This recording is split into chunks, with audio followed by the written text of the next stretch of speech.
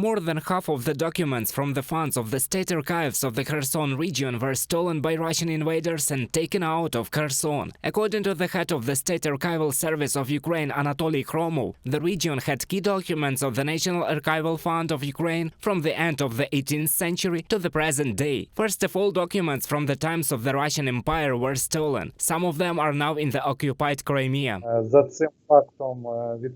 A criminal case has already been opened regarding this fact. First on the fact, but recently the Crimean collaborators themselves awarded certificates to those who took out the archives. Therefore, a criminal case is already open with regard to specific people. In the first days of the full-scale invasion, as a result of hostilities in Chernihiv, a building burned down where documents from the Committee for State Security Archive were also stored. Prior to this, over the course of 3 years, Ukraine declassified about 500,000 documents that were here. Researchers and relatives of the repressed received access to 12,000 cases, but a year ago all documents were destroyed.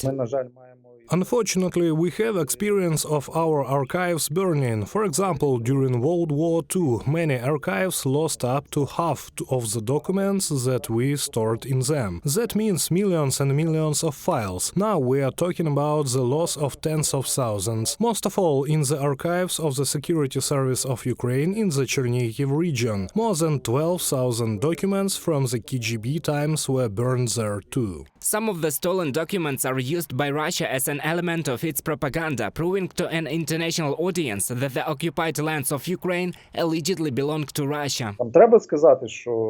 If they have to say that Lenin created Ukraine and there was no Ukraine, they can find some document, which is what a representative of their federal agency does. He goes to a TV channel and says that we have a document that some workers in the Donbass appealed to Lenin that they do not want to be part of the Ukrainian Socialist Republic, but part of the Russian one. And look, this is the historical basis of our policy and so on.